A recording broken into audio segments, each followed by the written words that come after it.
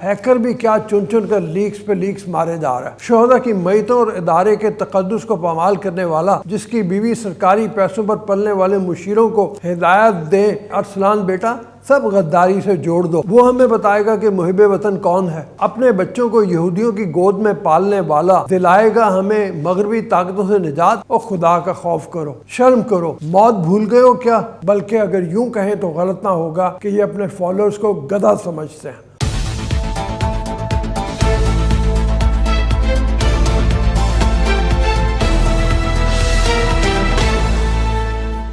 بسم اللہ الرحمن الرحیم، السلام علیکم، میں ہوں عبدالرؤف اور آپ دیکھ رہے ہیں باغی ٹی وی۔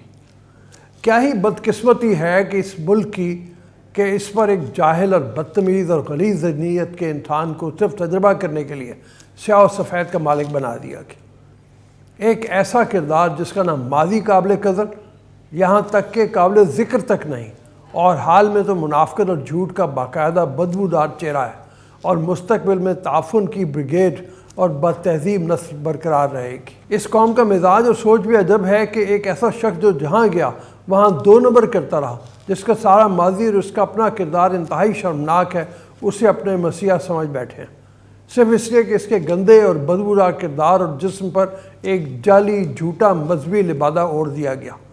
وہ شخص جو خود اپنے منہ سے اپنی کرتوتوں کا شاہد ہے، اسے آج نادان کہیں یا بیوقوف اور جاہل فالوورز اسلامی امہ کا لیڈر تصور کرتے ہیں۔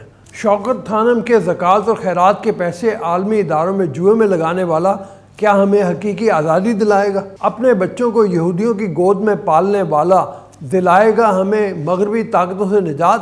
فارن فنڈنگ میں امریکہ سے پیسے لے کر مذموم مقاصد کے لیے استعمال کرنے والا ہمیں بتائے گا کہ خود مختاری کیا ہے؟ دنیا بھر میں پلے بوائے رہنے والا بتائے گا عورت کی عزت کیا ہے اور اسلامی تعلیمات کیا تھیں؟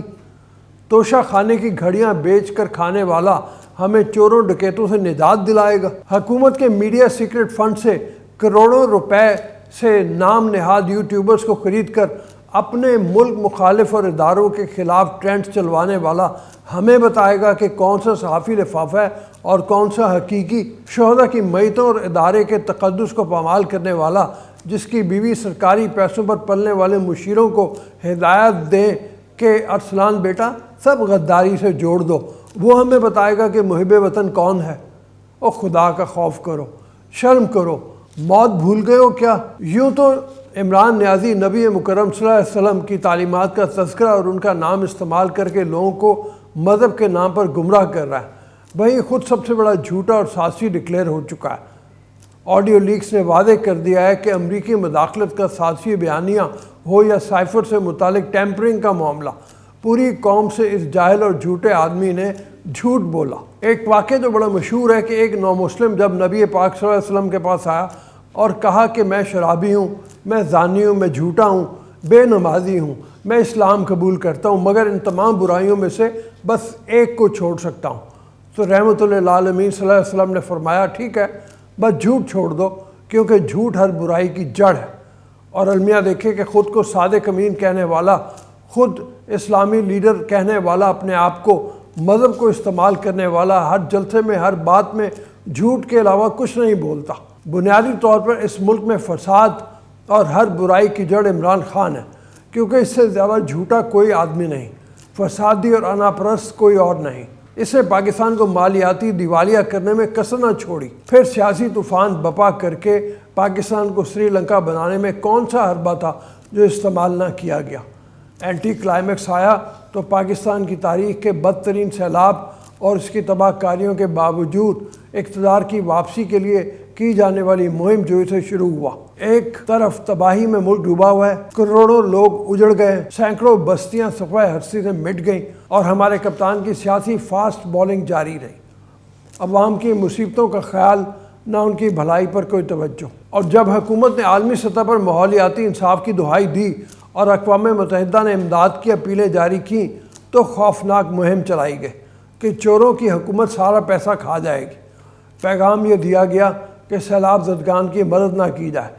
سارا زور فوری انتخابات کی رٹ پر رہا، اور میڈیا اور عالمی برادری کی توجہ سیلاب زدگان اور ماحولیاتی آفت سے ہٹانے کی بھرپور کوشش کی گئی۔ اصل نظر تو نئے آرمی چیف کی تعیناتی پہ رکھی گئی اور اس کے آئینی و اداراتی عمل کو مشکوک بنانے کا جتن کیا گیا۔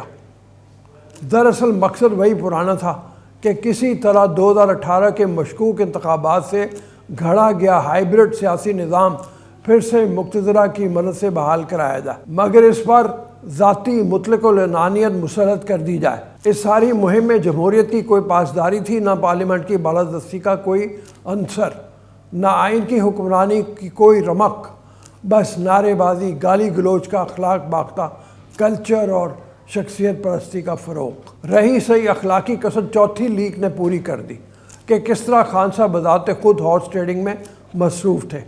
ہیکر بھی کیا چن چن کر لیکس پہ لیکس مارے جا رہا ہے، اور ابھی جانے یہ سلسلہ خلوت میں کی جانے والی اور کون سی اخلاق باختگی کی رسوا کن داستانوں پہ جا کے رکے گا۔ جو طلسماتی شخصیت کا بت دہائیوں تک کرکٹ ہیرو، سماجی خدمتگار، مردانہ وجاہت، صداقت و امانت اور استقامت و شرافت کے ہیولوں سے گر تراشا گیا تھا، لگتا ہے کہ وہ قومی وبال جان بن گیا اور اب غالباً اس کو مسمار کرنے کا سلسلہ چل نکلا ہے۔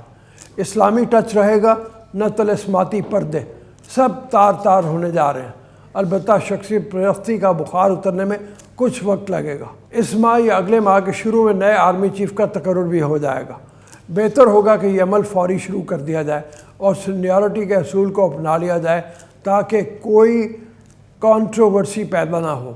حکومت بھی اس قومی اسمبلی کی مدت ختم ہونے پر انتخابات کے انعقاد پر ڈٹ گئی ہے، تو دوسری طرف تحریک انصاف کی پارلیمنٹ میں واپسی کے امکانات بھی پیدا ہونا شروع ہو گئے ہیں، جو کہ اس کے 12 اراکین قومی اسمبلی سے استعفوں کی منظوری کے خلاف اسلام آباد ہائی کورٹ میں دائر ریٹ سے ظاہر ہوتا ہے۔ اس جماعت کے قول و فعل کا تضاد کہیں یا منافقت کا بام و عروج، بلکہ اگر یوں کہیں تو غلط نہ ہوگا کہ یہ اپنے فالوورز کو گدھا سمجھتے ہیں، کیونکہ ان کو معلوم ہے کہ ہم کوئی بھی بھنڈ ماریں گے، شخصیت پرستی کرنے والے جاہل انصافی فالوورز منوً قبول کریں گے۔ یہ وہی جماعت اور رہنما ہیں جنہوں نے فلور آف دی ہاؤس اور میڈیا کے سامنے جلسے جلوسوں میں سر عام اپنے استعفے دیے، پارلیمنٹ اور حکومت کو گالیاں دی کہ مر جائیں گے، ان کے ساتھ نہیں بیٹھیں گے، مگر پھر بے شرم اور غیرت سے آری تحریک انصاف والے مرے تو نہیں مگر استعفے واپس لینے عدالتوں میں پہنچ گئے۔ یہاں تک کہ گزشتہ 4 ماہ سے پارلیمنٹ نہیں جا رہے مگر عوام کے ٹیکسوں سے بھاری تنخواہیں وصول کر رہے ہیں۔ جس پارلیمنٹ کو گالیاں دیتے ہیں اس کی تنخواہ پر پل رہے ہیں۔ ان کی غیرت کا اندازہ لگائیں اور اپنی آنکھیں کھولیں، ابھی بھی وقت ہے کہ سمجھ لائیں۔ اس ملک کو تجربہ گاہ نہ بنائیں، یہاں نظام چلنے دیں، نئی پیکنگ میں 2 نمبر مال بیچنا بند کریں اور عوام خریدنا بند کریں، تبھی اس ملک میں کچھ بن سکتا ہے۔ آج کے لیے اتنا ہی، پھر ملاقات ہوگی اگلے ولاگ میں۔ ابھی اجازت دیں، اور جانے سے پہلے گزارش ہے کہ چینل کو سبسکرائب کریں، ویڈیو کو لائک اور شیئر کریں اور کمنٹ سیکشن میں فیڈ بیک ضرور دیں۔ اللہ آپ کا حامی و ناصر ہو۔